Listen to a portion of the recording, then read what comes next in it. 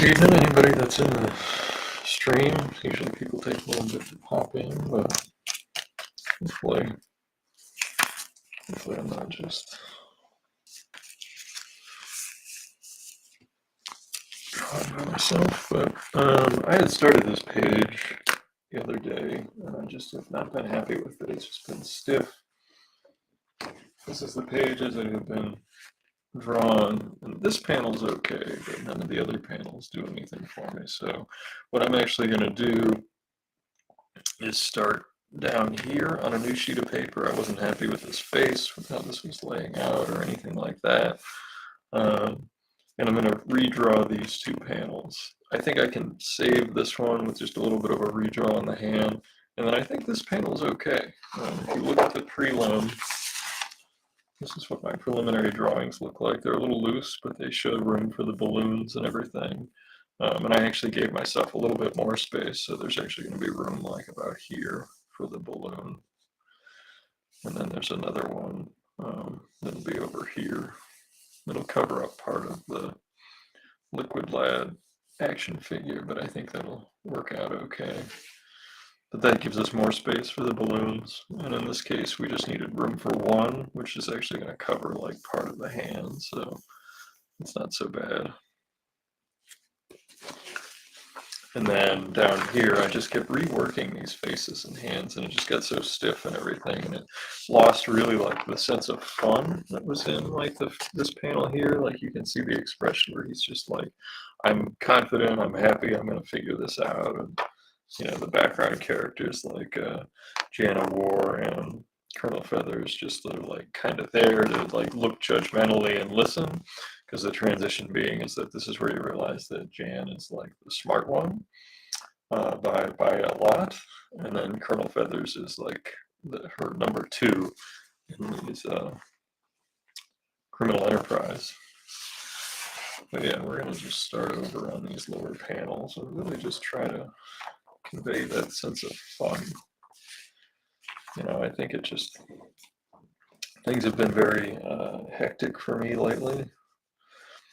When I got back from San Diego Comic Con, I was actually told by my landlord that they were selling the building we were living in. So what I then needed to do was, of course, find a new place to live. So we have found one, and we will be moving very soon. So I've been packing and all that fun stuff, and it's just been a considerable amount of work on top of trying to work and do this Kickstarter and everything and get everything put to bed. And I'm sorry I haven't announced like the date that the Kickstarter is launching yet, but it's just that with everything going on, it just has been impossible to commit to a date.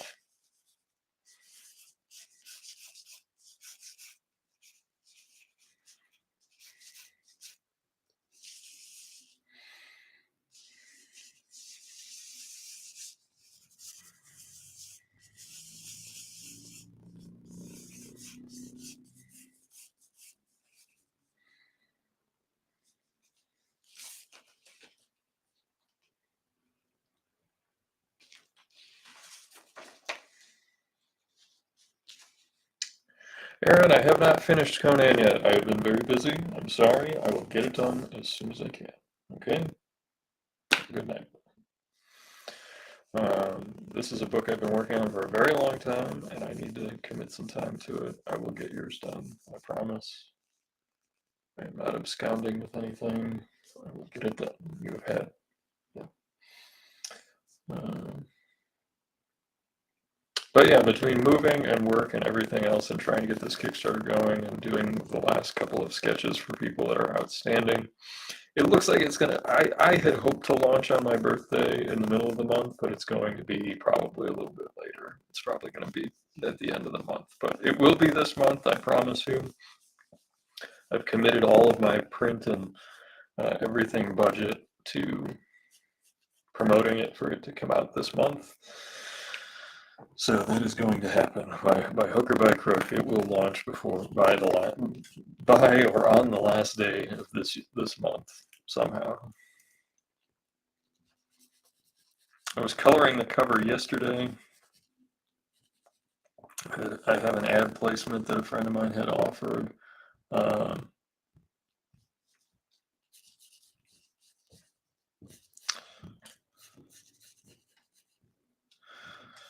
and I have to get it done, so that's why I had to work on that last night. And I'm, yeah, justifying my workflow, and I shouldn't, yeah.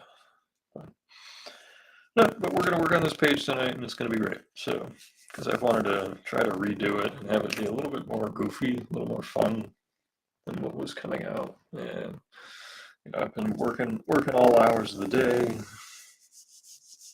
My sleep schedule's a little off, so hopefully we can get a little cartoony fun.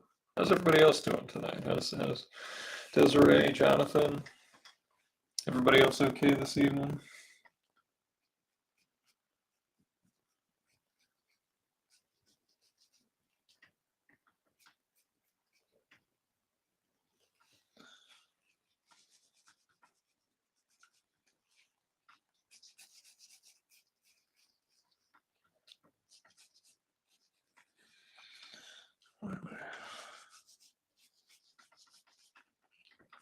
I have been a little slow at shipping some stuff out. I've let people know on a case-by-case basis what the deal was as far as the move and everything. So, some people have ordered some stuff off my website. I just haven't had time. But and on top of all that, I've got a show this coming weekend at Rhode Island. So I will not be there Friday. I will be there only Saturday and Sunday. Um, be there with my pals, my buddy Joe St. Pierre. Craig Russo will be there. Desiree says she's weirdly invested in the Rangers beating the D-backs, even though I don't care for either team. Yeah, I'm not a big fan of either team either, to be honest. I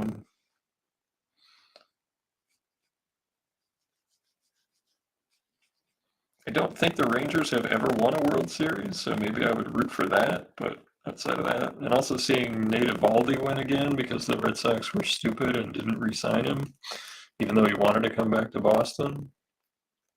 I'd like to see him win again, just out of spite, pure spite towards my local team's ownership.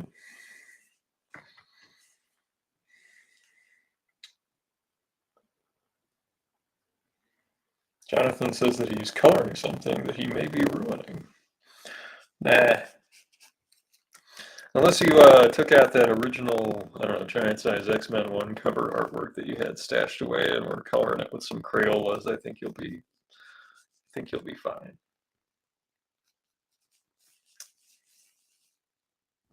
For people that may not know, Jonathan takes some really nice photographs. He's done some photography in his life, so we can all encourage him to pick that back up when he has time.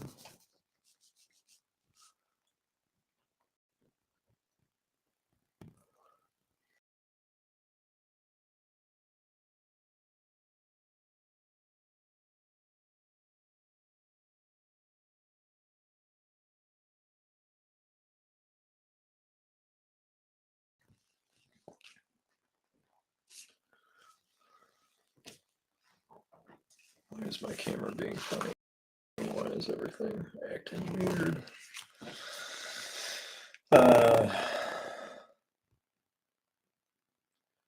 Desiree says this is an asterisk World Series anyway, 2 wildcard teams. Bah.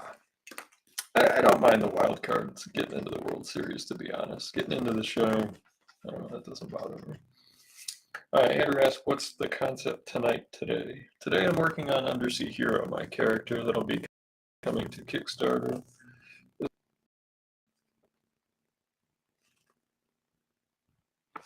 Working on a page from that book, even though I'm struggling at the moment. Thrown off a little bit at the beginning here.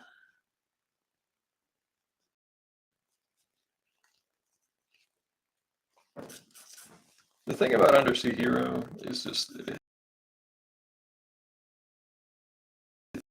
it's supposed to be silly.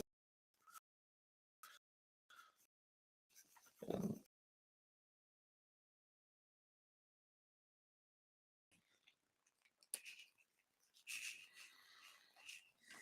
But this is the prelim that I'm working from.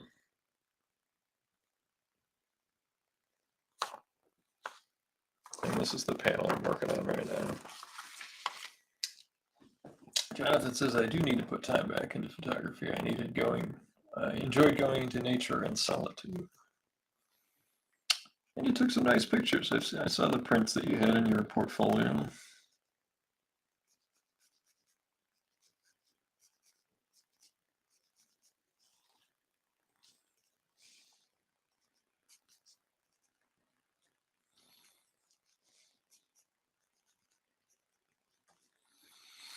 It's definitely the end of a long day for me, so tomorrow will also be a long day. Every day when you're moving is long, so forgive me if I'm a little slow tonight. But right now I'm just really trying to just get, the idea down and get the spontaneity that's in the preliminary a little bit.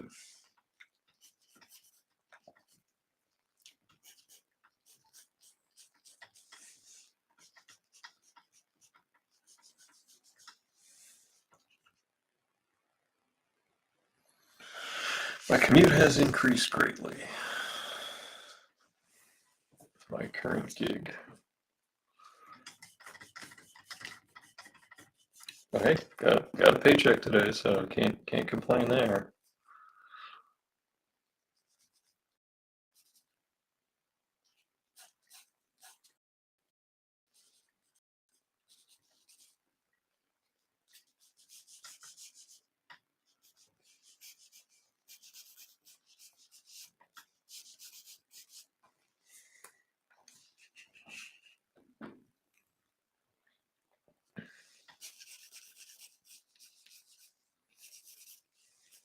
I did have to go to the comic book store to pick up some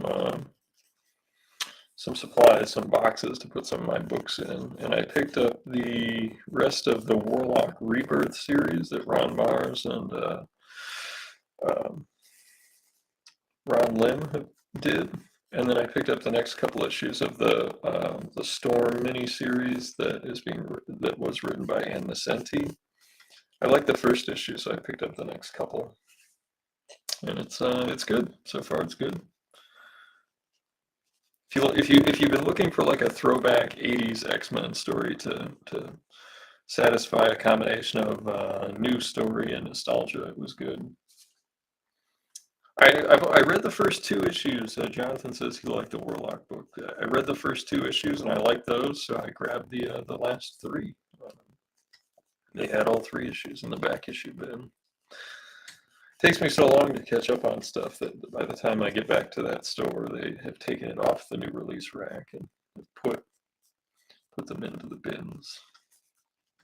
But with relatively new comics, RLCS doesn't raise the price on non-new key issues or first appearances or whatever, which is ideal if you want to get us to read a bunch.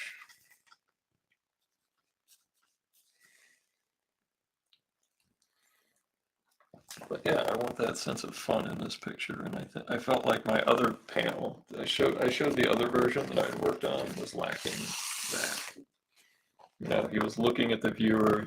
He looked too menacing. He looked too much like a villain that is, looking to hurt people. And I didn't like the change of angles.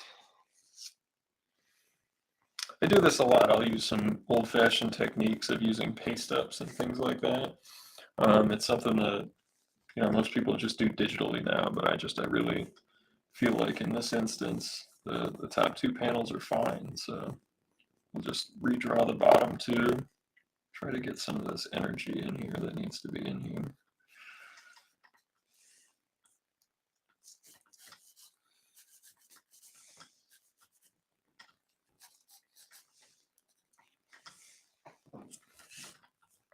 Even if we just get this one drawing done, I'll be happy. I know we're not going to get the whole page done, but if I could just get one drawing that has a little bit of energy.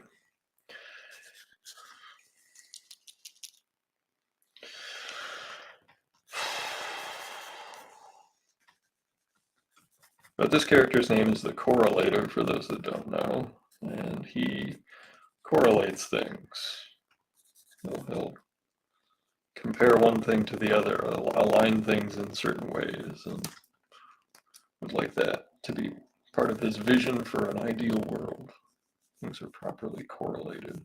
And it's spelled C-O-R-A-L, like the sea creature.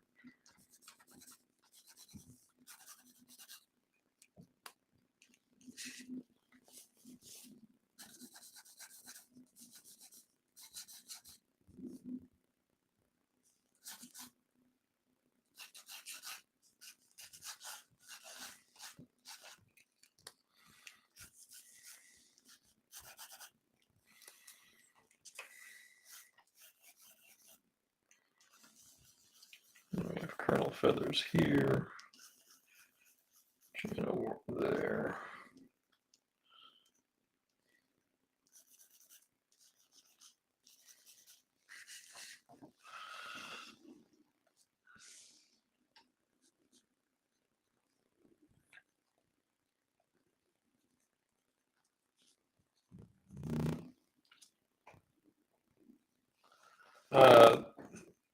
Andrew asks, love it so far. Is this going to be a Comic Con special, or will my local comic shop have it soon? That's really up to your shop. I mean, it's available. It'll be available through Kickstarter. I did the issue 0, which was a San Diego Comic Con special, and it showed the first several pages, and had a nifty pull-out poster and some other pages I'd done. And the first one I did while I was in college many, many years ago. And, I'm going to have an option where stores can order a bundle of copies at a discounted rate, and, if they want to. And also, if a store wants to do its own custom cover, that'll be available, where they can either have their own artist submit a piece, or for this issue only, I will do an original cover for a store or vendor for no additional cost. I'll do the artwork for no additional cost. So you'll have an original cover piece by me, for any store that chooses to do that. And there's different tiered pricing, and the minimum number of copies to get a special cover is just 25 copies. So if you're even a smaller vendor that only does comic conventions, you could even do your own cover for, hundreds of dollars instead of thousands of dollars.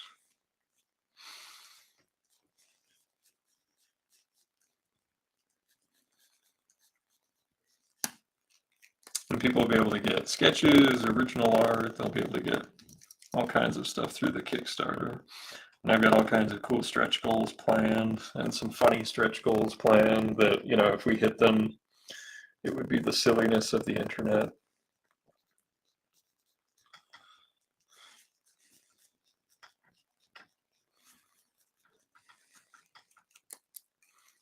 The campaign isn't completely done, so I can't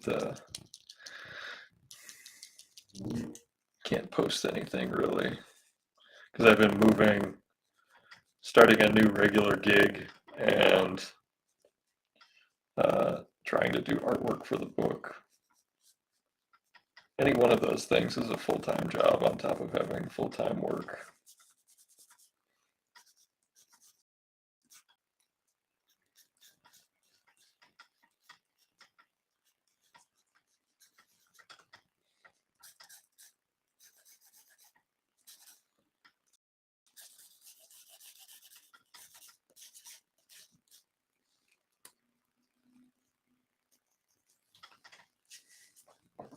So yeah, if your LCS ever does their own covers, or if they just want to order a few copies, you'll just send them the link. Yeah, it's a lot of work. I'm really tired, but it's for the greater good. I'm really hopeful that people like the Kickstarter and like this book. We're moving to a much nicer place.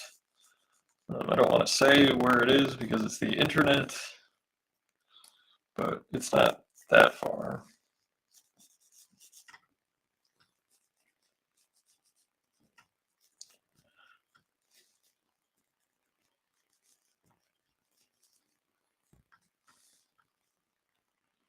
Yeah, please do. And I'm happy to talk to them directly. Obviously, I don't have a staff, so if they wanted to just talk to me directly, if they'd like to carry the book, or because some stores don't even carry indie comics, so it's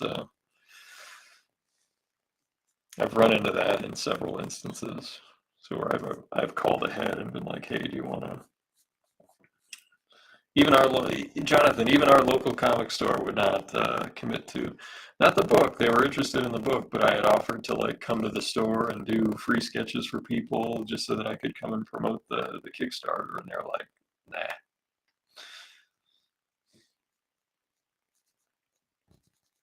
So looks like I'll be mostly on my own for this one. And we'll see how it goes. People are excited and they want to read it. The Kickstarter will do well, but if not, then we'll have to reevaluate. But I think I've got a pretty low goal for it. I would hope that we'd be able to hit it. It's about, the goal is about what I end up spending out of my own pocket for, putting the book together.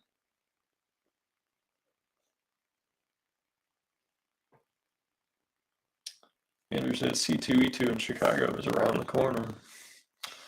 Yeah, I don't know how many long distance shows I'm going to do this year. We'll see. We'll see if there's any demand for me to be at them and what's going on. I don't know how much I'm going to invest in doing a bunch of shows on my own. I've got a list of like ones I'd like to do, and I know that I can cover my expenses and have a good time, and the promoters are good, so I'll reach out to a handful of folks. I really don't know anyone at C2E2. I've never done the show. It's on my list of ones I'd like to do, but for Chicago, usually got to cover my own flight,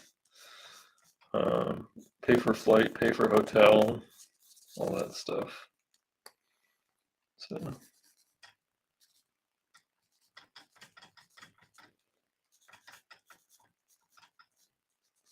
it's one of those where I think if they would just throw me a table, it would be a little bit more feasible.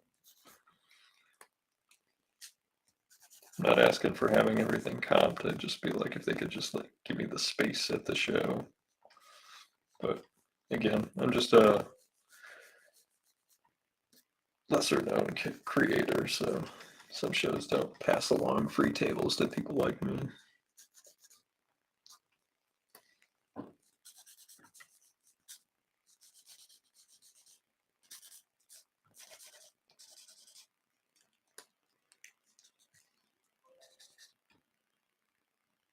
This is coming out better already than the last version that I did. I didn't like how the changes I made. I don't know.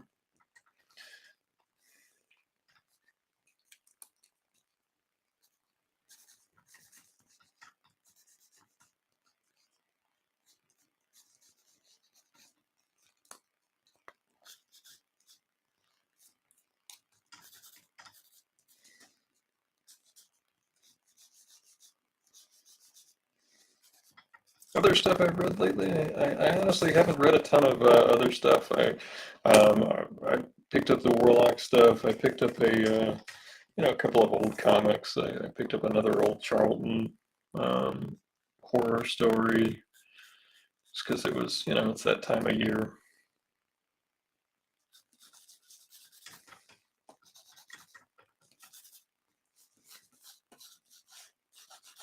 Got the snail cod piece.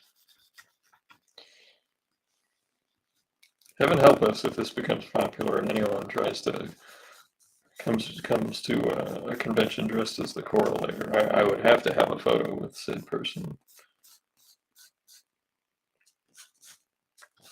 But it's supposed to be funny. Like that's the idea. Like I wanted a silly comic to work on. So first, this book has like a musical number. Like I said, when people ask me to do the elevator pitch, it's Aquaman and the Tick meet the Muppets. So.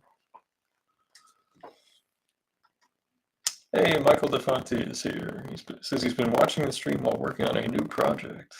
Excellent. New work.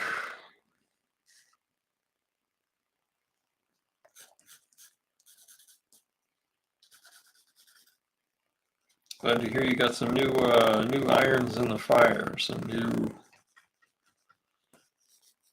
bread in the oven, whatever other cliched saying we can use for new work.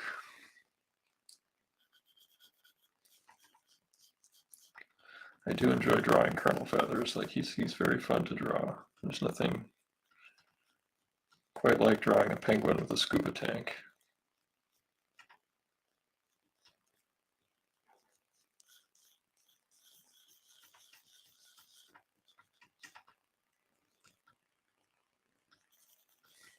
I have covers from Joe St. Pierre. I saw line art for a cover from Craig Rousseau, which I still have to color. I might hire my buddy Nate to color it just because of how busy I am. And I have not seen John Lucas's work yet. I'll send him a little note tomorrow to see if another shrimp on the barb. Yes, yep. More appropriate for this evening. Very good, Andrew. There is a shrimp in the story, a very important shrimp, and many other like him.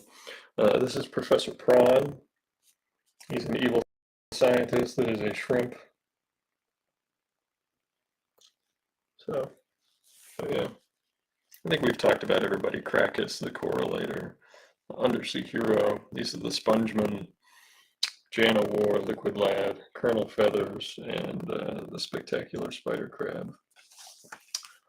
You may ask, why a spider crab? Well, it's pretty simple. Spider crabs are pretty cool. They're also known as decorator crabs, as they will grab little bits of seaweed and objects off the ocean floor and use a gluey saliva to decorate their own shells.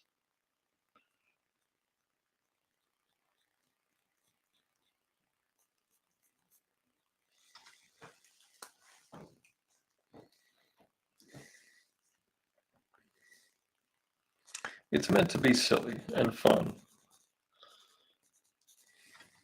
It's a little weird, I admit, but it's just because it fits with my personality.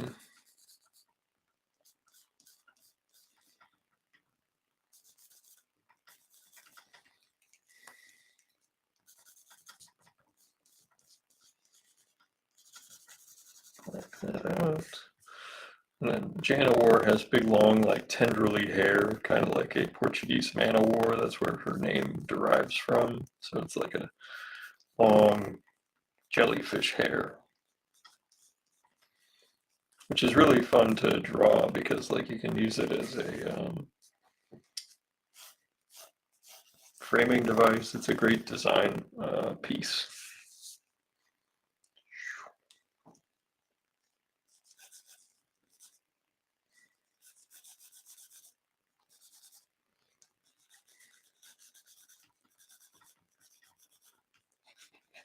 Using some comic language here.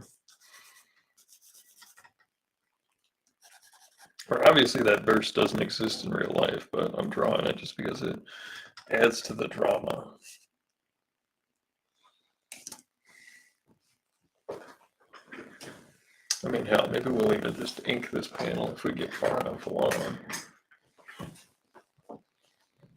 It is. It's very silly. It's very fun.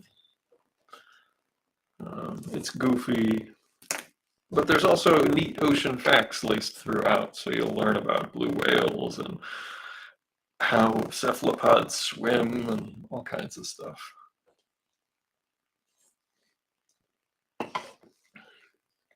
It's a very educational and yet juvenile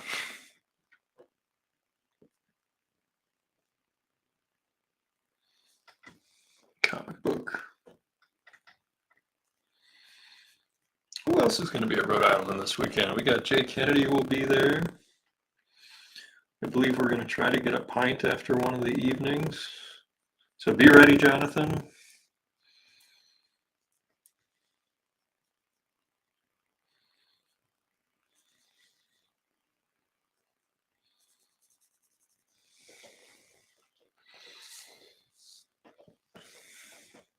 I think at times I just definitely try to overdo some shots with like too much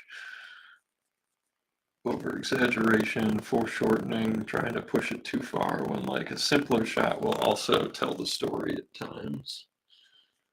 And that's always been a problem for me, just trying to do too much. And it'll affect the tempo of the story when you add too big of a shot over and over and over again. It's not good. It's not good storytelling. Douglas says he didn't tune in to get educated. How you doing, Doug? You tuned in to see me like get frustrated at the blank page. You like when I start from scratch and there's like some grumblings, a little bit of muttering to myself, which my wife also enjoys pointing out. She'll just go, "You're muttering," and she's right. I'm muttering.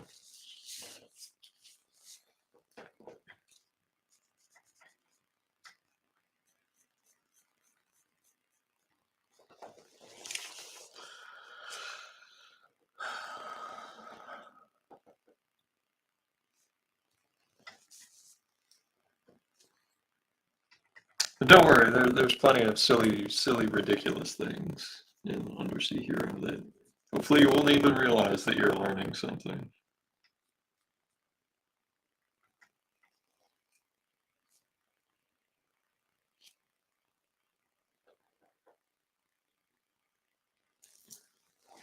There were some angry sighs at the beginning, Douglas. Let's not. I'm not going to mince words. I had some angry sighs in there.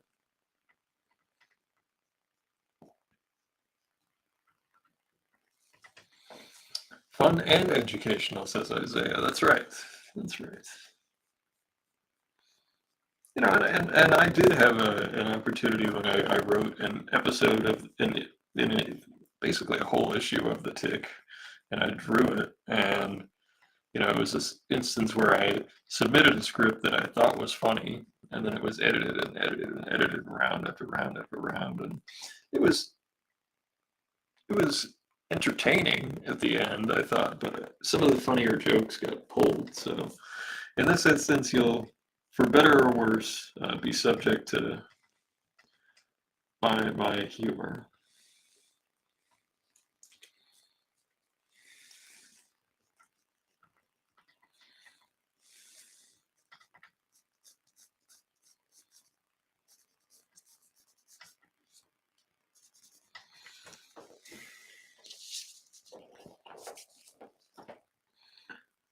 There was actually one point in that story. I've thought about doing like creator commentary videos where like I'll just go through either a cover or a story and just talk about making it, like what the different parts of it mean in case people didn't pick up on stuff or I failed to write it clear enough or draw it clear enough. Um, there was one thing in that where I was like consciously aware that there were some other versions out in pop culture that were similar, so I tried to steer it away from that. And then some of the edits like drove that bus right into that mountain wall.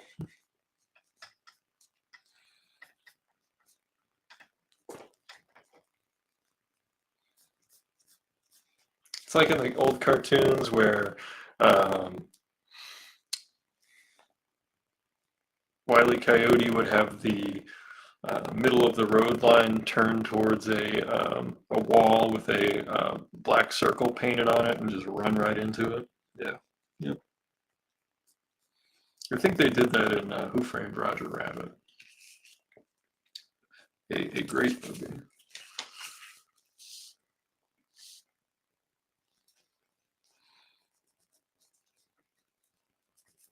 That was one of those movies that when I was a kid, my brother and I, like, if it was a rainy day and we went and rented a movie at a video rental store, it was not streamed immediately on your television.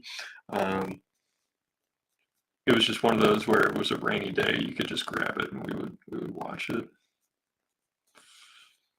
Our rental place had like a deal where if a movie was old enough, like they were all like $1 to rent, whereas all the other movies were like $3.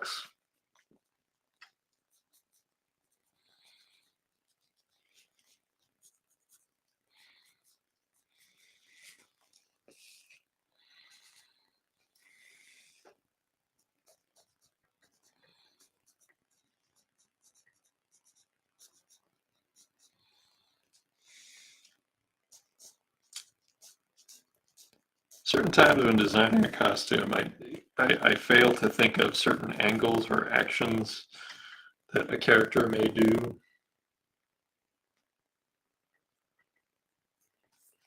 Yeah, it's a little sillier. That's what we wanted. He looked too menacing, too evil, to me at least. Bigger smile. Like he thinks he's evil, and he plays the character of the antagonist, but he's definitely a buffoon. And people still think he's scary, which is, you know, perception versus reality.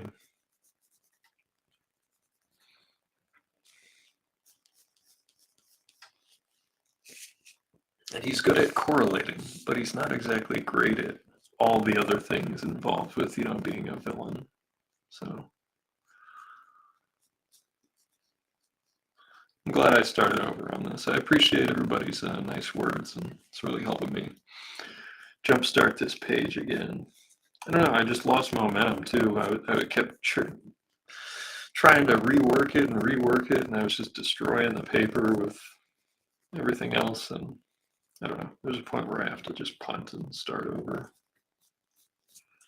Lots of heavy sighing at the decision to redo it, but it was the right decision.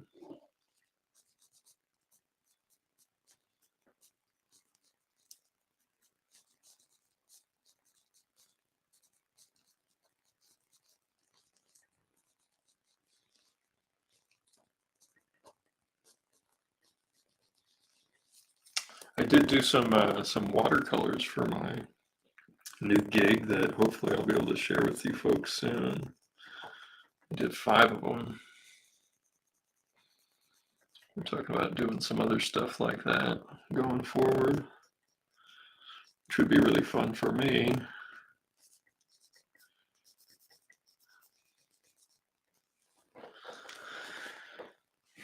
Grab my reference here.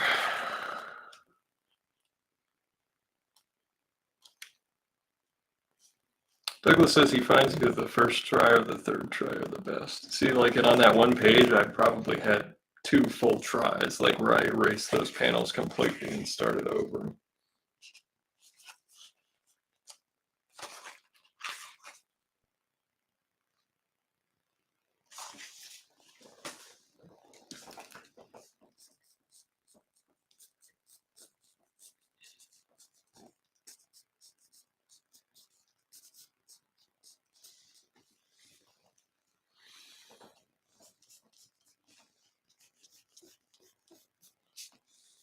I also try to design things that have a versatility of their look from different angles.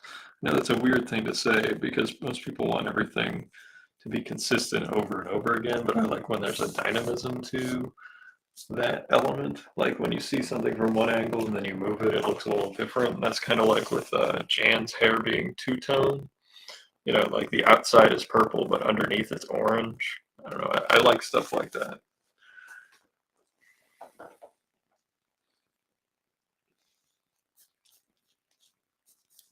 And I know you know, you're not going to get an iconic look from every angle with those types of things, but I just think they are more exciting and more fun to draw.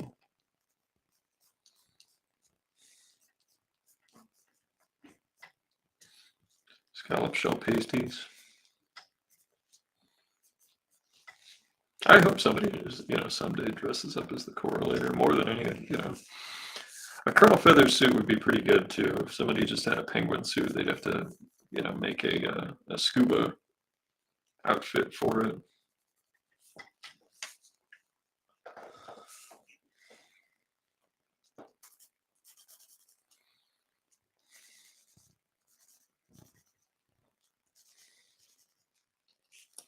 What else did I do today? I helped write some copy for some radio spots. All sorts of stuff.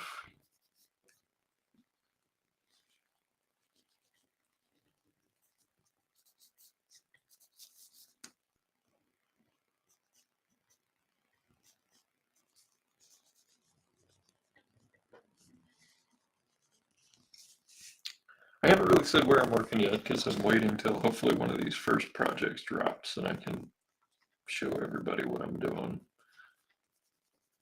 I've told a few people, but like, it's much easier when I have some, what do you want to call it? Receipts. Is that what they say these days?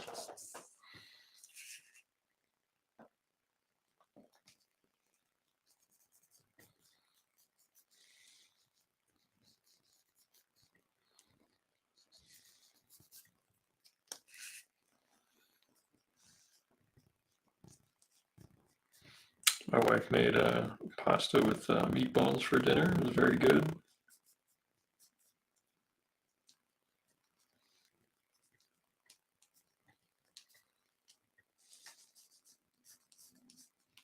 Homemade from scratch.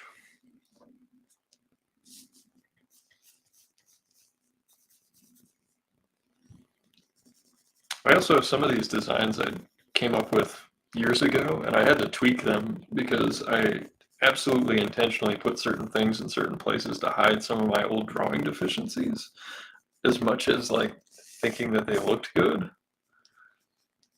Like if you look at some of my early designs, like I intentionally put like whether it was loose clothing or some sort of covering to some of the joints so that I didn't have to be as accurate with how they overlapped with each other. I was coming up with ways to have the characters exist and be able to draw them with my ability level at that time. And I've definitely gotten better since, I was 19 when I came up with some of these. Andrew also had pasta with homemade meatballs. Cheers, Andrew.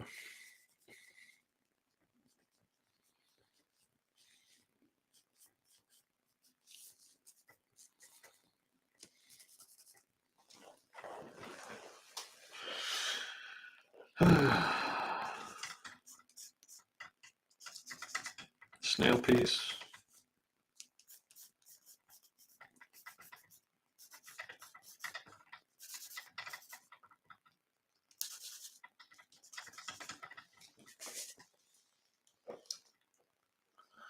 Andrew says my Tomb of Crom one was amazing. Thank you. That was the one for our friend Aaron, who popped in for a minute just to see if I was completely done, which, I'm not. I will get it done, I promise. I just can't devote like 4 streaming sessions to one piece. I just can't. I'll glue them all together so we have a pretty good time lapse of the whole piece being made. So it'll basically be 5 videos. You'll be able to see almost the whole thing. It's a giant snail shell, yes. It is a very childish visual gag, but the payoff in the second issue is worth it. I promise. I promise. You just have to trust me on this. It looks absurd now, and it's supposed to. And there's 2 things in issue 1/book 1, which it's longer than a single issue. It's triple size, so you're getting the complete story. So in the first story, that are intentionally ridiculous. And I'm hoping that people come for the ride. They enjoy the book, they have fun with it, and then they come for the ride for the whole thing. I couldn't put more into the first issue writing wise than I had already had.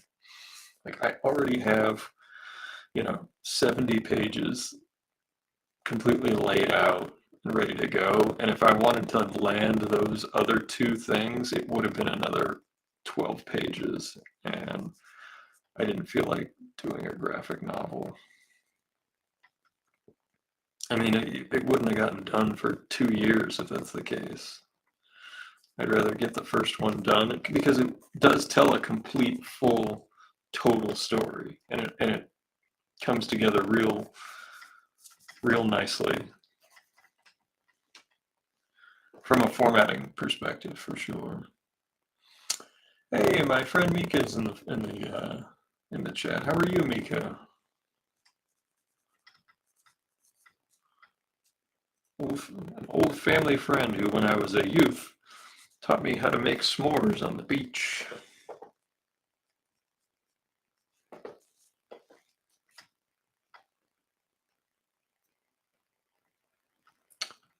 Ryan says, Jay says his is bigger than yours, and I told him size doesn't matter.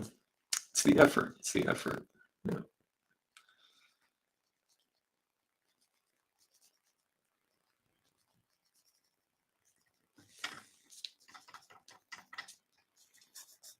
Well, and there's also like I try to have a little bit of levity and like a little bit of emotional gravitas in spite of the absolutely absurd subject matter. And that's the kind of thing that they could do in the Muppets. Like, a staring up at the moon, Kermit the Frog,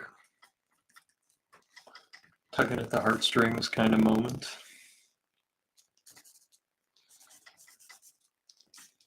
And we have one of those in the third act. We have them. There is a genuine, heartfelt moment, and I'm hoping that I did my job at that point. And to use a phrase from the making of Jaws, like it doesn't matter if the shark looks a little fake at that point. The audience has been prepared and set to feel the emotional weight of this journey coming together. So that's my hope for the third act of my silly comic. And that moment is just a one-off little piece of the end. It's not the whole ending. I'm not expecting one giant, crescendo that is all-encompassing. But that's just a piece of the end, the third act. Yes, I did. I wrote an outline. That's how I write. You gotta have an outline.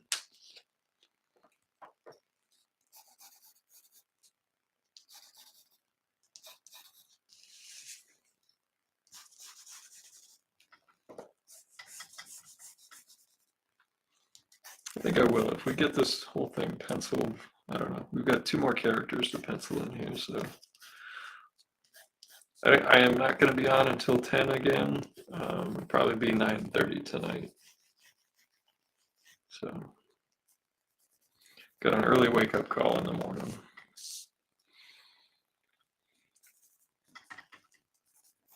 I'm hoping I can use a little bit of a razor blade technique. It's a very old comic book making technique where you actually dig into the paper as you pull on a solid black area of ink. And it's a really just classic looking thing because, so many people used it in the history of comics. Russ Manning, Wally Wood famously used it to great effect in like Blazing Combat and some, his EC stories. There's just Russ Heath, another one that used it traditionally exceptionally well. It was just another piece of a lot of artist arsenal that not a lot of folks use anymore because there's so much digital, and I'm just trying to bring back some of those traditional techniques that look cool and are effective storytelling.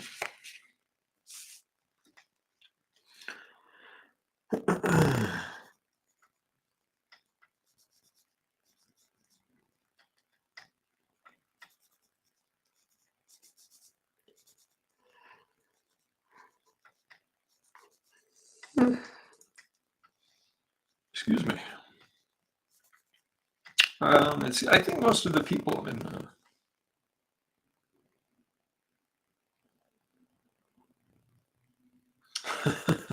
we're gonna have to hit that one up for Douglas there. Douglas says, outline, acts, Mr. Fancy Pants, bah. I use notes on the back of receipts and the story ends when I can no longer read my handwriting. Well, there are plenty of people that can intuitively do a good, complete story, and I try to. I'll show you a thing I was working on.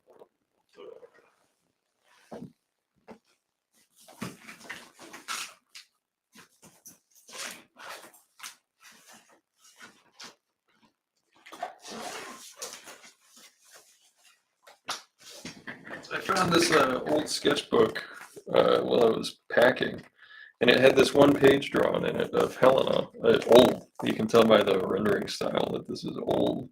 And it was actually a study of a Conan panel by John Buscema. So I used like Conan and another character as the basis for the layout of these two panels. And what I've been doing is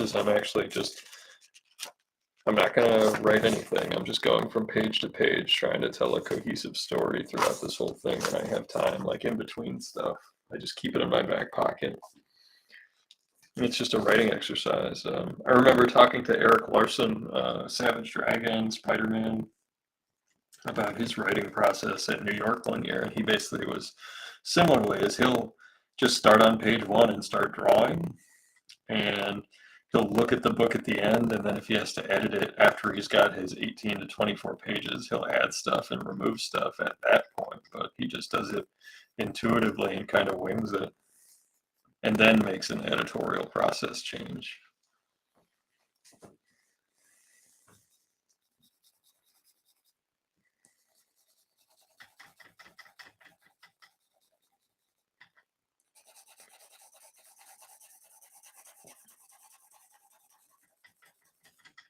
See, I'm coming to appreciate like a loose finish on things.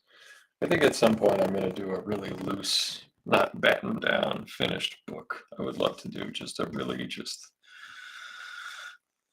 let loose, see what comes out, see how it looks, see if it can be an effective storytelling method. Maybe it can't, but I'd like to give it a try.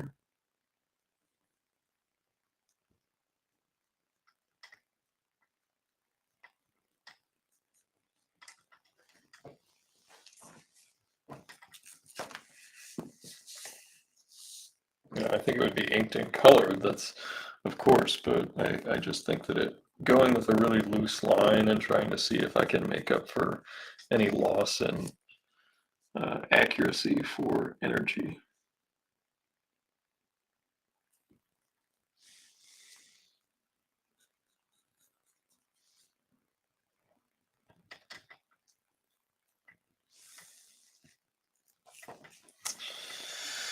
Yeah, I mean, I think my writing process solidified when I was in college, shortly after, just the process, not my ability, because obviously I kept reading and writing and doing more interesting stuff as I went along. I think my writing is much better than it was when I was younger because I was not as concerned with, I was concerned exclusively with the creation aspect and not necessarily I did not hold paramount whether or not everything was understood on the other end. And I think that that was a fundamental flaw in my writing early on.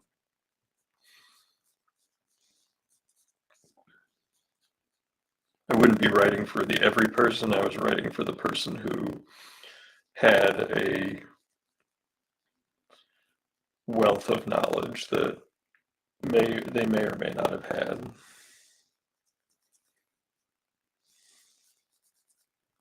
And then that kind of evolved a little bit.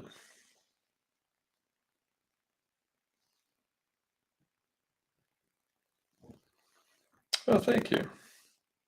It's a little bit it's easier to read, this stance as opposed to the one where he's like, a little bent and he's like pushing towards you.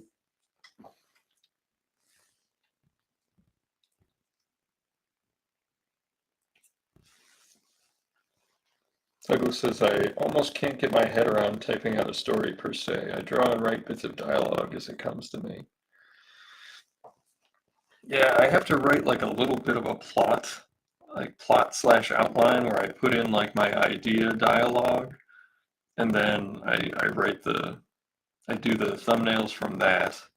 And then if I have to write for someone else, I write a full script. But I never write a full script for myself anymore unless it's being proposed to someone else and I have to do it.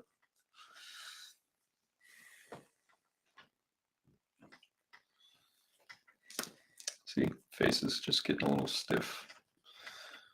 There's not a lot of character to that.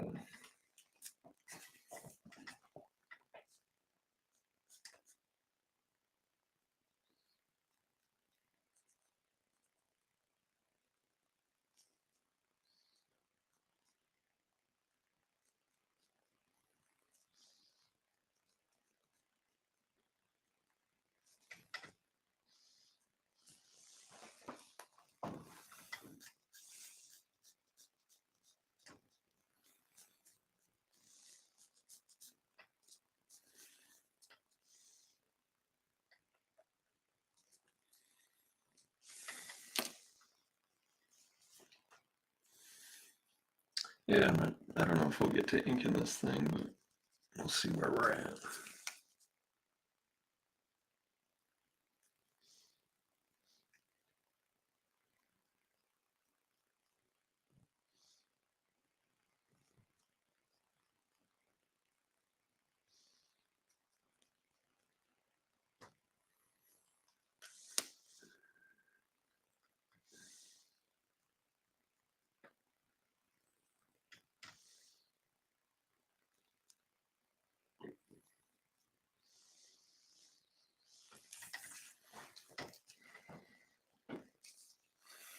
I do always try to go expression over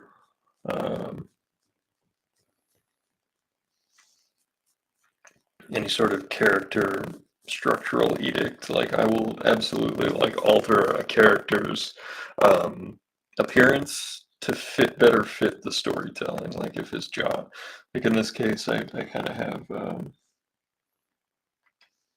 Jana Wars kind of like pushing her lips off to the side. I'll go off model is the term. That's what I was trying to think of. If it better fits the storytelling. It's the kind of thing where if you're doing a job for, let's say, like G.I. Joe, or I'm trying to think of other ones that were hyper specific. Ninja Turtles, like the kids' versions were hyper specific, but the mainline book was not as specific. The one that was just Teenage Mutant Ninja Turtle, but animated adventures, they would expect you to stay on model, regardless of storytelling or whatever. I would go off model with Tick stuff too, because they very much had a house style guide that they wanted to keep close to. Um, but if I could make it funnier or better by exaggerating, the expression, like one of the things that I started to do because and I don't take credit for it, is I saw Ben Edlund doing it on his convention sketches, is he was really, really emphasizing the exaggeration of the Tick's tongue when he's yelling. Like he would be wagging it almost like a dog or whatever. And I just thought it was brilliant. I thought it was great. So I started incorporating that dynamic into my version of the Tick, which is very different than Ben's if you look at the two of ours. But I just like the direction that he was going with it. And, I was able to say, well, that's how Ben draws it. If they were like, oh, we don't like this.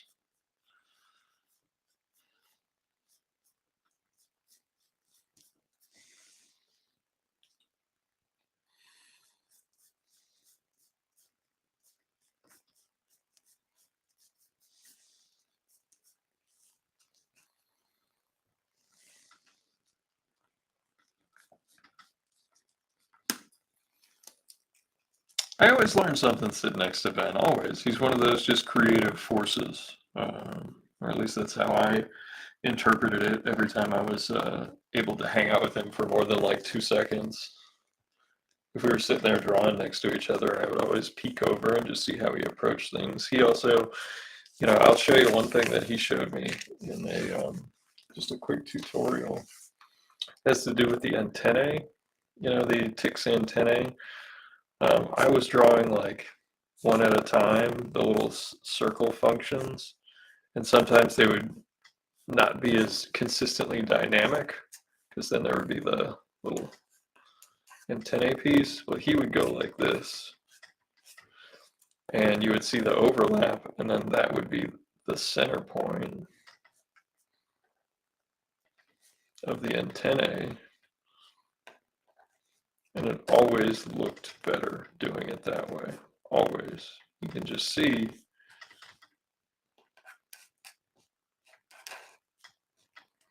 the difference. Like, and that was just, it seems like such a small thing, but I was able to get way more action in the segments. And then, if you add your shadows real quick,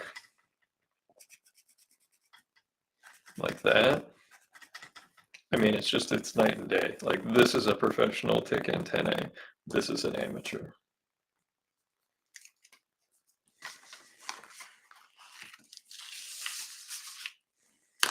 And look, if Sean and Eli and all those guys draw it differently, that's fine. They're just better at me. I was not able to do it the other way and have it look professional.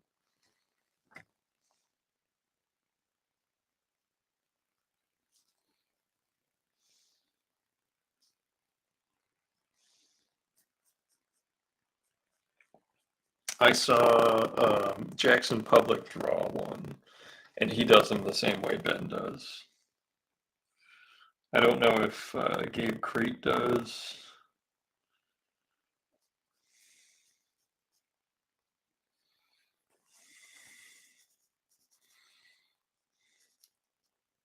Dwayne does not draw it that way. Definitely not. You can tell he has very deliberate line work. If you ever watch his progress shots, they're just beautiful, like big sweeping lines that go across the whole panel. Or the height of the whole page sometimes, because he's been doing those Judge Dredd pieces. He's done work for 2000 AD for a little while. Just beautiful, just a completely different way than I draw, and it looks fabulous. And I'm just in awe of. I can't even conceive of being able to do these long, smooth lines because of how shaky my hands are.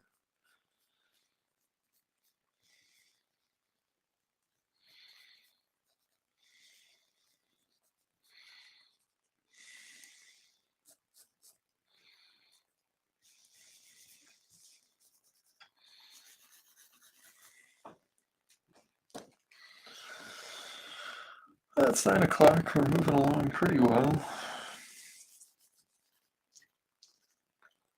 I think in order to create separation here, we're going to, let's see, I don't think we can have it behind this way. I think we're just going to have a break there. And I think we'll have one like that, and that'll separate us. Maybe just a little bit on this side. We can fudge it some.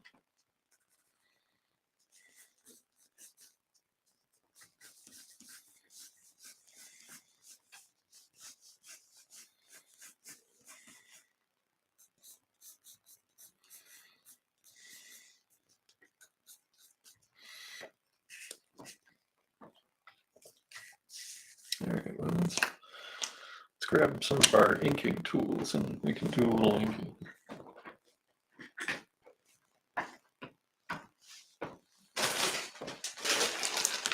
Bag of tricks here.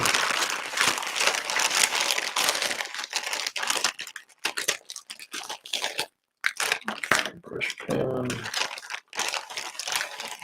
There's an 03 and 05. Oh, I don't know if we'll need those for very much. Grab one of these. Let's do some inking. Ender asks, how long have I been drawing? Basically as long as I can remember. My parents bought me all those like watercolor coloring books and stuff when I was just barely able to hold a pencil.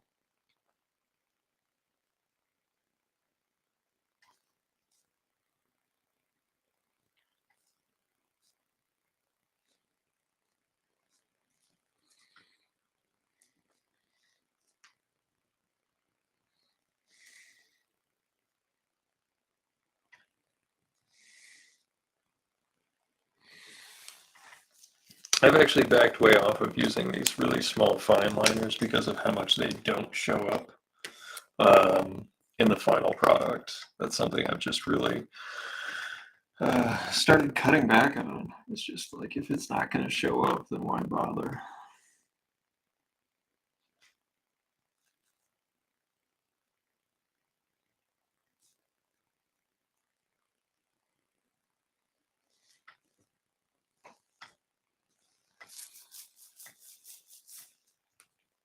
But yeah, pretty much my whole life, man. I don't plan on stopping, anytime soon, unless my hands, I lose my hands or whatever. And that does happen to some people, and especially since I hold the pen a little too tight sometimes. I gotta be aware of that. I do think that's something I'm going to have to change as I age, is a little bit of the pen grip.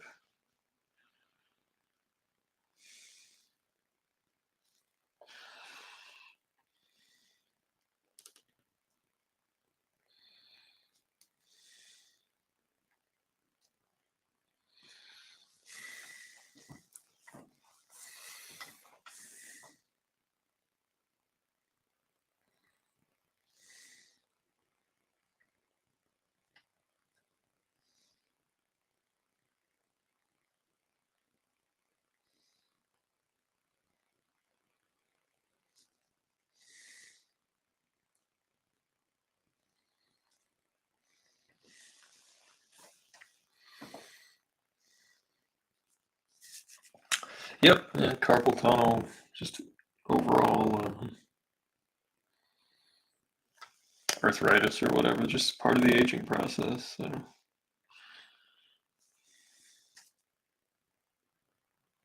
It's another reason for testing out the looser finish, to see if I can tell an effective story that way.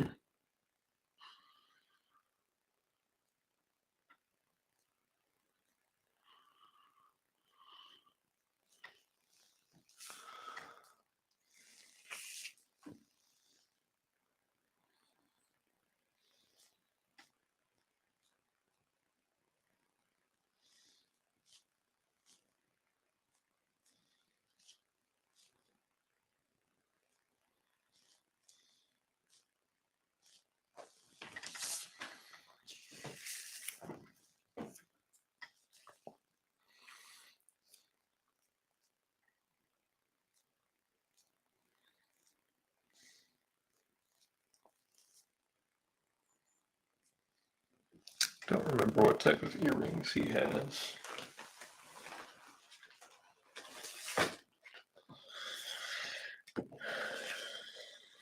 I guess I didn't give him one in this. Did I give him one in the last shot? No, no earrings. My mistake. My mistake.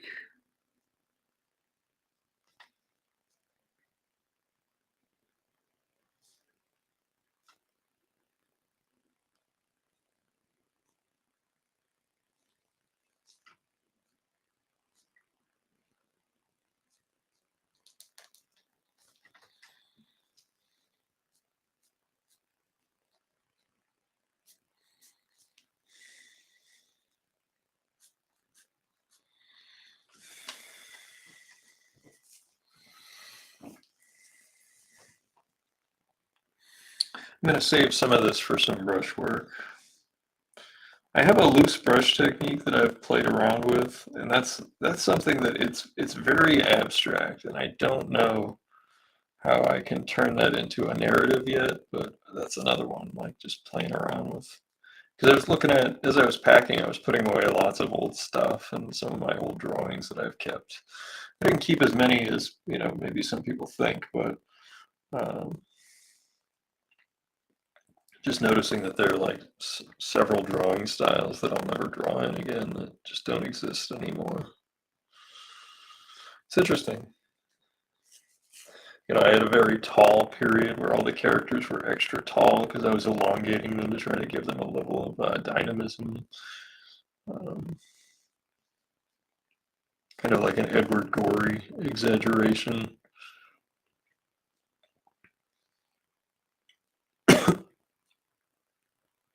I had a really cartoony phase. Then I had like I think everybody has, they're trying to draw too seriously adventure-y phase. I had that for sure. I wasn't very good at it, and I didn't like it. It was not my strongest suit. There has to be some level of exaggeration for me to like, not so much cheat, but to like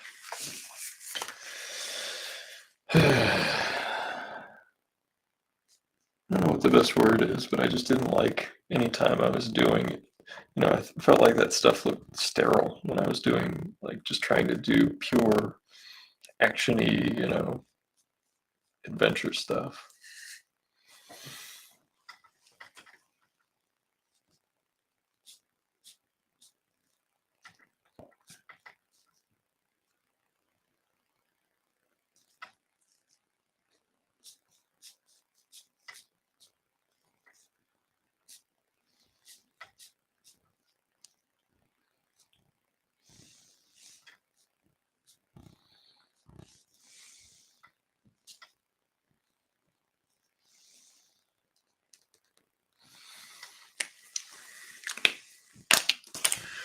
Grab my brush pen, see if we can get this to sing a little bit.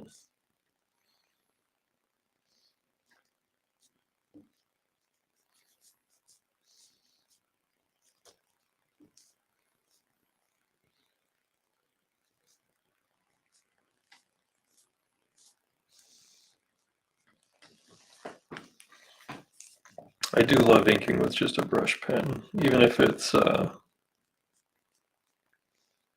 little bit less predictable.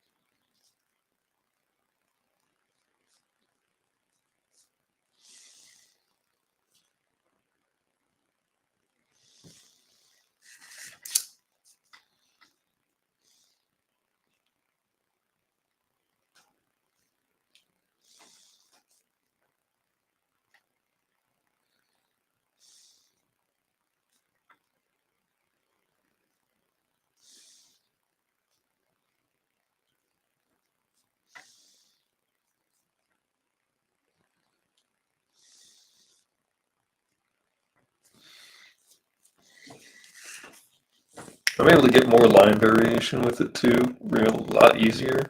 There's not as much deliberate motion, so it's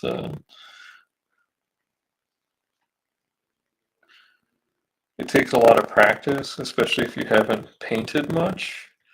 But I can promise you that if you start to get comfortable with that brush pen, if you're practicing with it, that it'll really become something that you can do some really just dynamic and cool stuff with. See, like a big chunky dot like that, you can't get that with a pen. You have to draw circle after circle after circle and build it up. But with a brush pen, you can just go right in and there it is. There's that stop. You can see like that razor line that comes out of it. It's the best. And you can do it with a regular brush as well. I just pivoted over to these Kuretake brush pens because they have sable bristles that are just as good as the expensive Raphaels or the current Winsor Newtons. And I think the rite of passage for some comic creators is just that, like, you get to a point where you know what a good brush is, and you then get to complain about all of the Winsor Newton brushes and the Raphael brushes, but they're perfectly good brushes. I don't know, I was inking for a long time with these cheap synthetic brushes from Michaels. And the reason I did that is because they had a sharper finish. They didn't last long. You could only probably get, I don't know, maybe 10 pages out of one.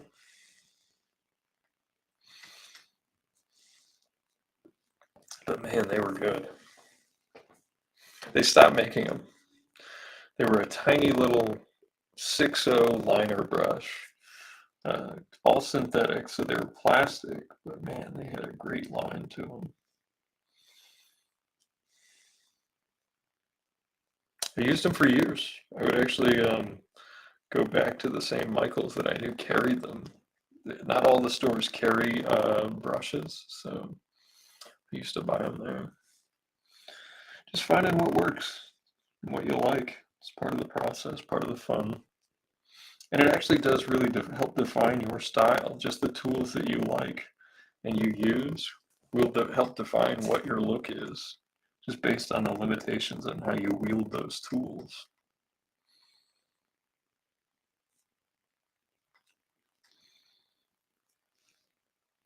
See, look at that. That's a nice clean transition, thick to thin line.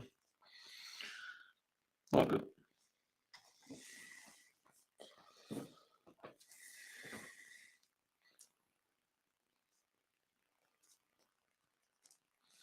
Especially when you're working big. This is a big figure. Like, this is If I were to draw this completely, like it would be the full 15 inches tall.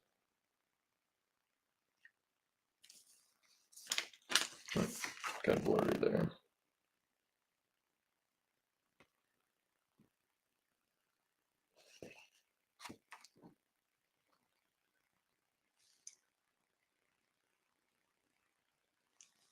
There we go.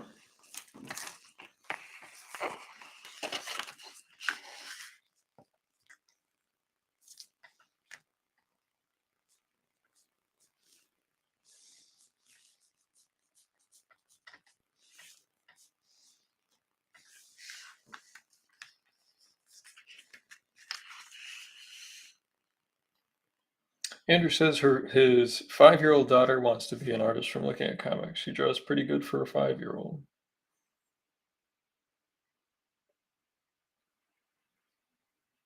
That's cool. Hey, I mean, I was lucky. My parents were supportive of my interest in the arts. You know, they introduced me to a lot of other artists. They weren't sure once I chose that how the heck I was going to make a living as an artist. Just because they didn't have anyone in the family that they knew directly what it entailed and what I should do and where I should go. But as far as like, you know, especially in school, I went to public school, you know, they were very supportive of being involved in the art program and everything going on there. So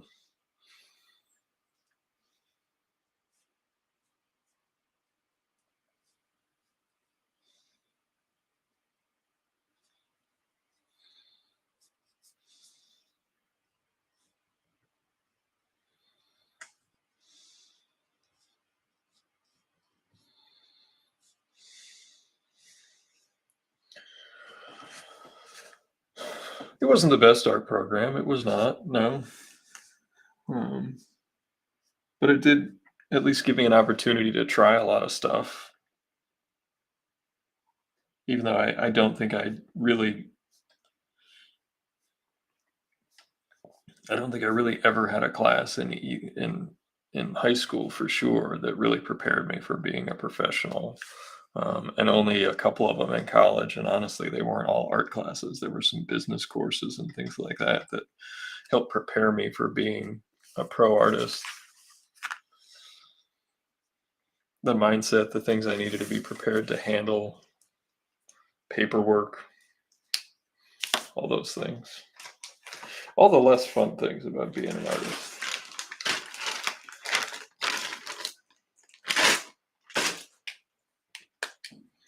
I'm gonna do the panel outline with my slightly less smooth brush because I like the panel outlines to be all jagged and have character. It's like, well, why do you need character on your panel outlines? Well, I mean, if you think about it, it's a stylistic choice. If you ever look at the old Peanuts, some of the line choices that Charles Schultz and that group made.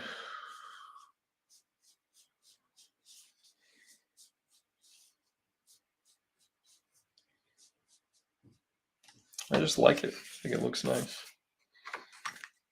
And it gives it a real interesting quality when it's shrunk down. Because if you look at it now, you see all the imperfections. But then when you shrink it down, you see it just creates this nice tight thing. I don't know how else to describe it. It gives it flavor, yeah. Yeah. Gives it its own feel. Not as many comics do it anymore. It was obviously it had its moment in like the Undergrounds and American Splendor and places like that. But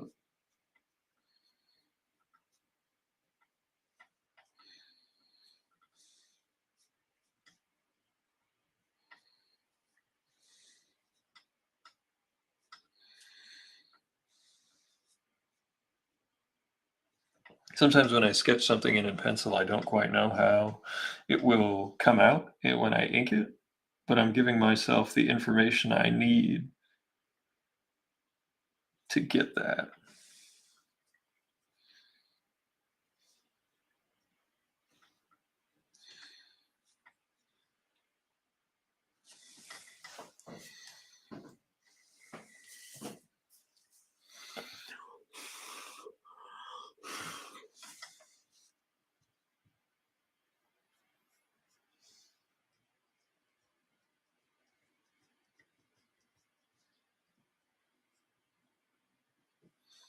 think pretty much most people in the chat have been to the Rhode Island Comic Show. I've been doing it since it started.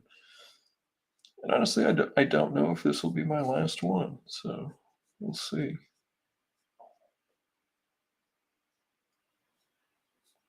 So I hope if anybody is around, they'll come pop in and say hi.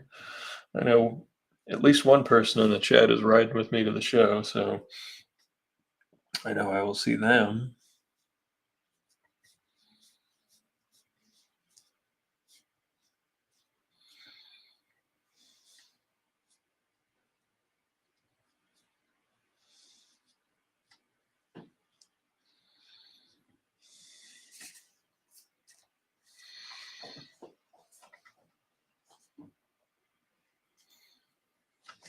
I will be giving away free sketches at the show. That's my thing this year.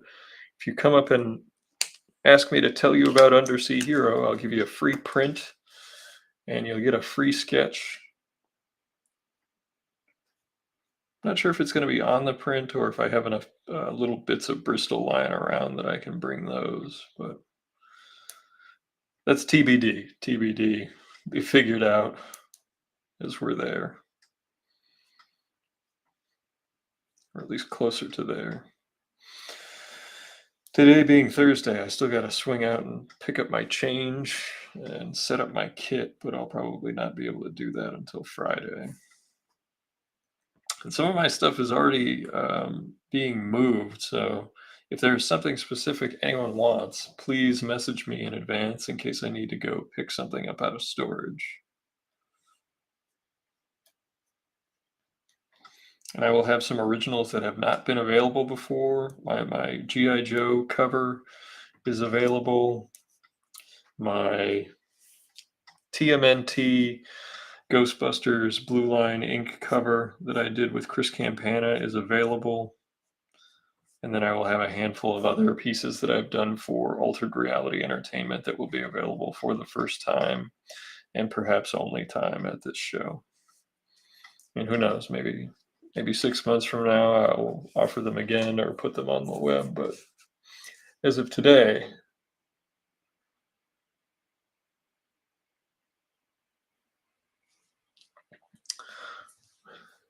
Jonathan says, dude, buy my art so I can move.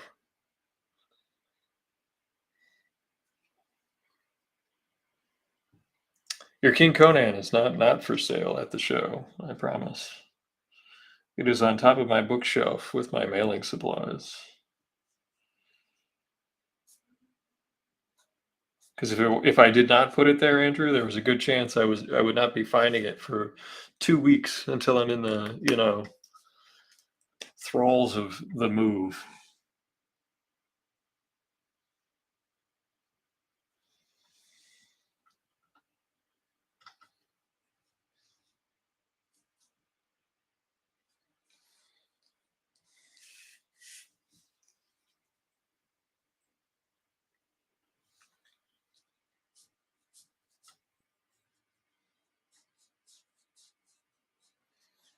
I would never do that. I would never make someone else's commission available, to the public unless they, ghosted me on something on the piece or whatever, which does happen from time to time. Like, I'll do a commission and it happens to every artist, I think. I don't think I've ever met an artist that's never been ghosted on a commission. And as long as it's not a character that I can't resell or it's not too custom, I don't take any payment up front. So if it's like a Red Sonja or a Ninja Turtle or whatever, the usual fare, it's not a big deal. I can usually resell it elsewhere if the commissioner disappears.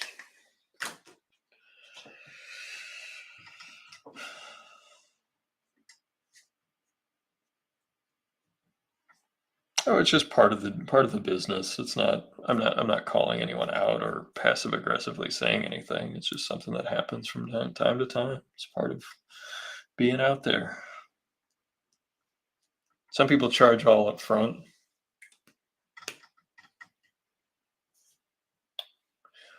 Desiree says she met an artist who ghosted them on a sketch she prepaid for at San Diego Comic Con. I have taken a while to ship you stuff, but I have not ghosted you on anything. In fact, I have your turtles, your other turtles piece I gotta get in the mail for you that we started on this stream some time ago.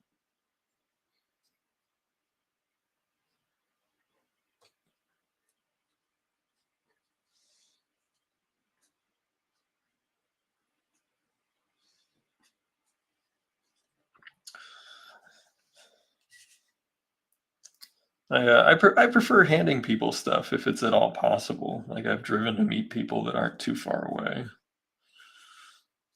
I know that sounds weird, but I just don't like going to the post office or whatever. I'd rather just meet at a show or a comic book store or whatever. That's what I'd rather do. It's actually one of the reasons why some of my pre-done pieces I'll actually just take to another store in town and they'll sell them, at the store, to their customers. They obviously get a cut. I'm always happy to do that with stores. Like, oh, you'll put my stuff on a shelf? Of course you can make some money off of it. You're the one paying rent and the electrical bill. And you can see once you get these like chunkier bits of line in here, and these actually become more of a fill, but they're still line, it just adds this wonderful bounce to the whole thing. And then if you were to take this drawing and let's say you were a person who liked to do a lot of rendering on top of it, if you were to do like cross hatching or linear hatching, you could do that with this line art showing through. You wouldn't lose it.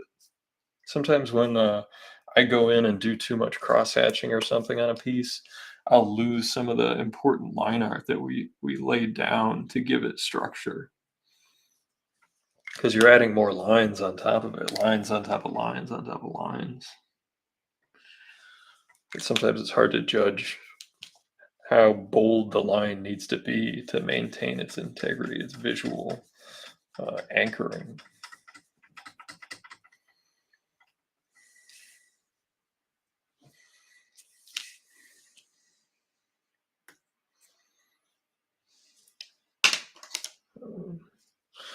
O2, O3, which one's this? That's the O3, we'll use that one.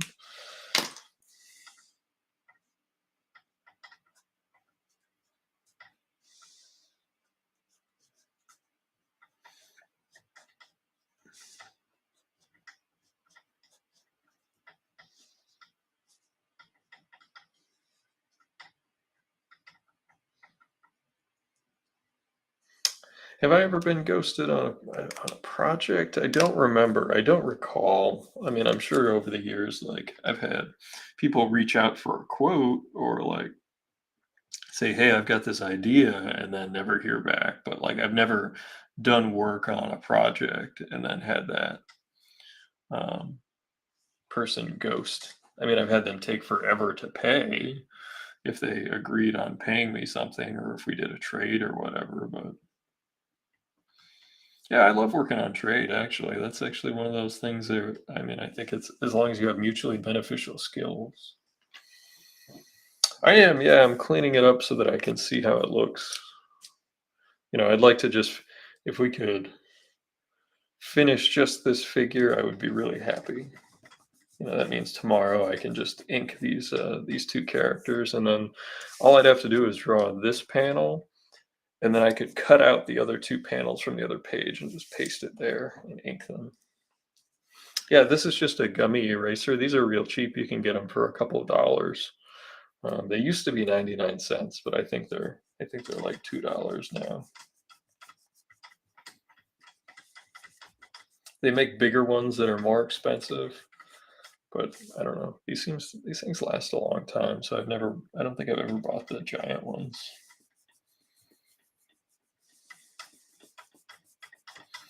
Another thing you can see is where the marker is as opposed to the ink brush. The ink brush is filled with Dr. Phil Martin's Black Star matte ink. It's always been my ink of choice.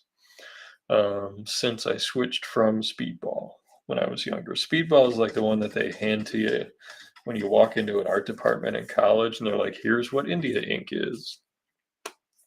And I used it just out of habit for a long time, but once I found a matte finish, it completely changed my perspective, like on the ink itself, and it does a wonderful job. The Martin's ink, if you do watercolor on top of it, of retaining its richness, and you can just always go over it again. But like, rarely do I have to do that with the Black Star matte.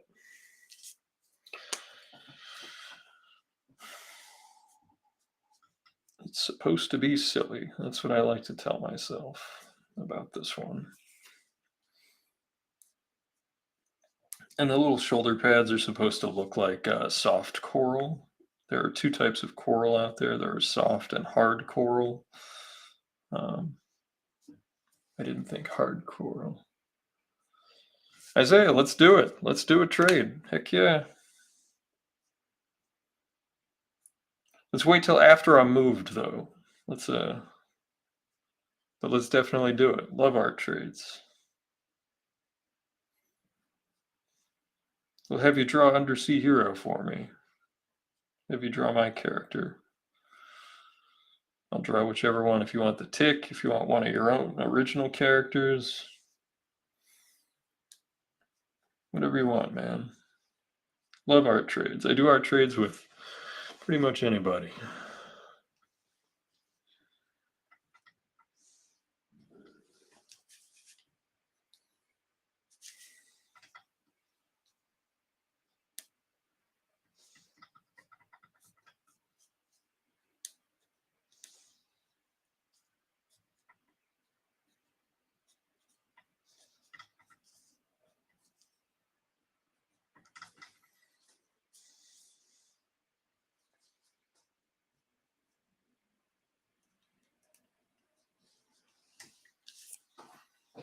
Cool. Yeah, let me know, man. Happy to do it.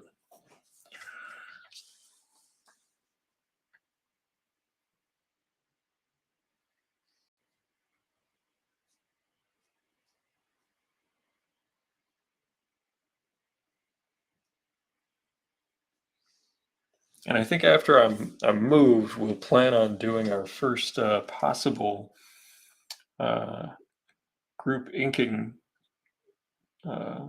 opportunity, where if I'll post a pencil drawing of something, and then it'll be there. If other people want to ink it, they can just download it and print it on their end and try inking. And maybe we'll do a coloring one. We'll just or a lettering one, and we'll just do all sorts of stuff.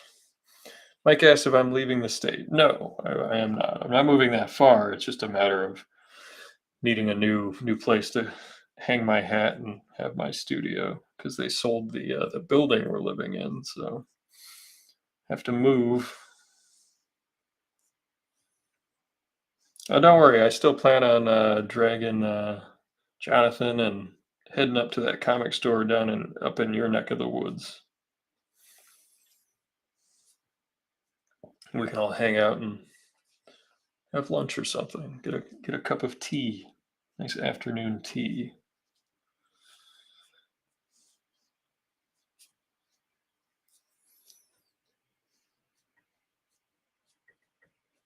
I don't know, maybe I'm the only one that likes afternoon tea, so I won't speak for the other folks.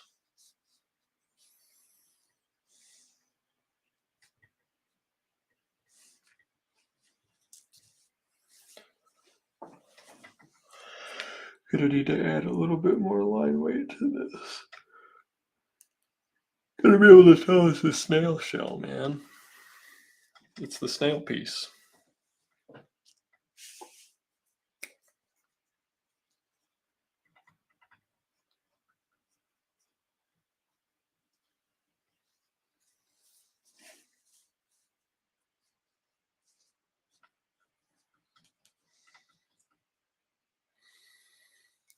Like I said, I just don't want to say where I'm going because it's the internet.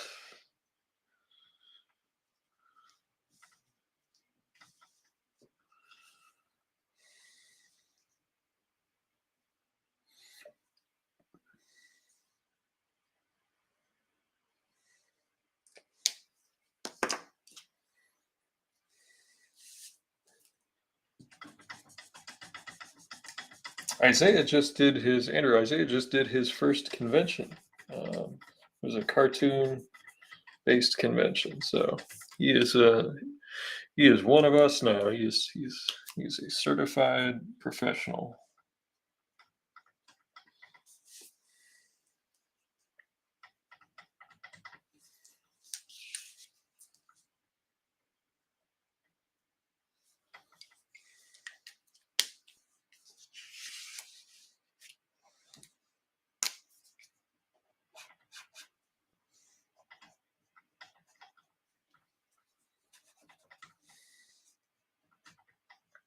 Well, maybe if you want to do a stop motion puppet, I'd have you do a Krakus.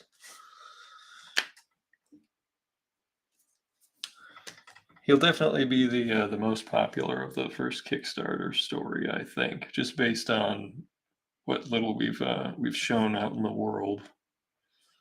People like a sassy cuttlefish with a enjoyment of fine adult beverages.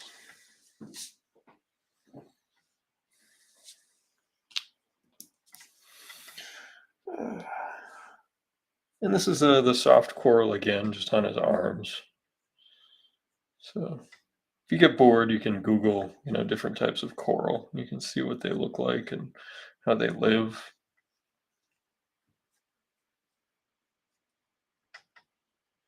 They're colonies of little tiny animals.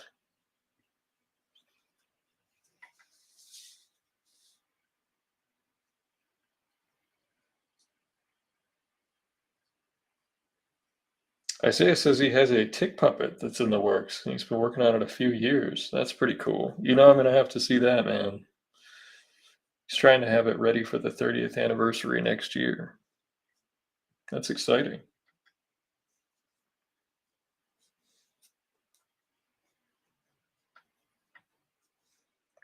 Hey, that would be fun, even if it's just Krakus taking a sip of a drink and winking into the camera.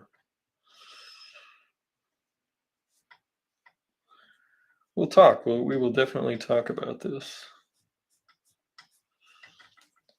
But I want it to be worth your time and stuff. So, you got your own projects that you got cooking. So,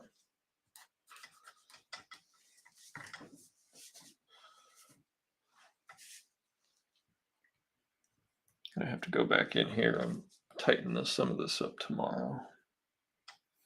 I can feel myself getting tired, so. But we'll rough in this hand and it'll mostly be done. But I'll want to go in with just my brush pen and some of the fine tools to do some cleanup work. But because it's silly, I don't have to go as hard at the detail as I usually did. It's just really a big, goofy looking guy with his hand up in the air. There's nothing too complicated about it. As far as the pose goes, here's the Undersea Hero action figure that he has swiped from the desk behind him. Just draw quick little boots.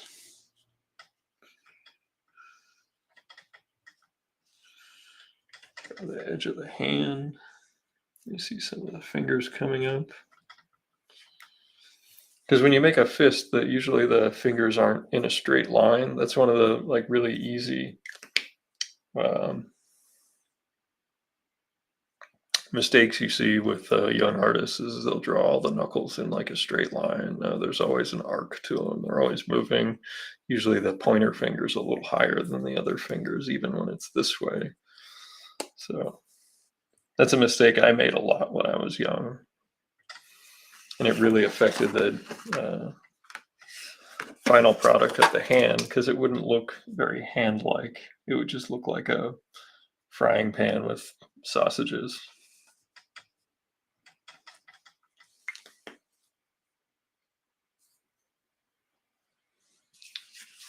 What the is Widget commission for this? This is actually a page. You know, you'll see the other panels. If you mean the Conan one from last week, that's actually for a gent over across the pond over in England. But this is just a this is a page for the book.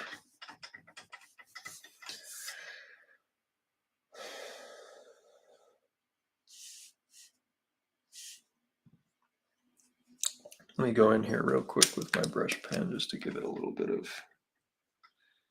what I'm looking for. See how I push down on the brush, like I get that. That's one thing you'll notice in some of mine. When I'm inking well, I can go inking along and just give it a push. And it creates like this dynamic flow. If I'm not feeling confident about it, I really can't do it, and it really ends up getting messy. So I have to be having a pretty good day, at least from a drawing standpoint.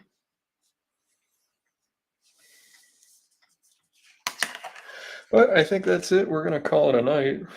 Stayed on a little later than I thought I would, but thank you for everyone for coming out. Here's the prelim for the page. You can see here's the panel we drew right here. We got the main figure done. We've got Colonel Feathers and Jana War still to do tomorrow. And then I have to draw this panel, and then we'll paste these up from the other page. But it's Undersea Hero. I hope everybody has a good night and a lovely weekend. And yeah, well, see you next time. Good night.